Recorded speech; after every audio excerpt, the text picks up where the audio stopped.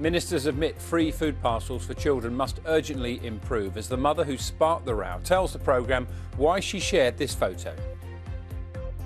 As I unpacked that food parcel in my living room and looked at the contents, it felt very sad. Changes to Covid restrictions in Scotland, tighter rules on takeaways and shopping are expected. The impact of the pandemic on intensive care staff. A new report shows high levels of stress, depression and anxiety. I personally cry when I get home quite a lot actually at the moment. Sleep, we're suffering with sleep problems, I think a lot of nurses and doctors at the moment as well. Good morning. More of the big supermarkets toughen their stance on shoppers wearing masks. But what about the workers who have to enforce the rules? Can confrontations like this be avoided? I'll take a look at the details.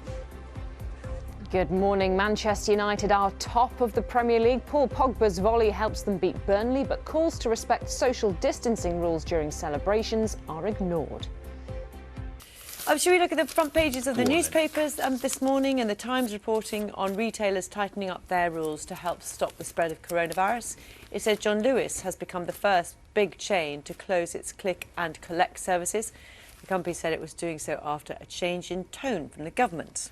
The Daily Telegraph claims that doctors delivering the Covid vaccine in some areas have been ordered to pause jabs to allow other parts of the country to catch up. That's something the NHS has denied. The Guardian reports that thousands of hospital patients are going to be discharged early and sent to hotels in order to free up beds. It says one hotel chain's already started taking some coronavirus patients from a South London hospital. And the Irish Examiner has a very powerful front page this morning. It lists the names of the hundreds of children who died at the Bessborough Mother and Baby Home in Cork. Yesterday, the Irish Prime Minister said the treatment of unmarried mothers and their children across Ireland during the 19th and 20th centuries was dark and a shameful chapter in the country's history.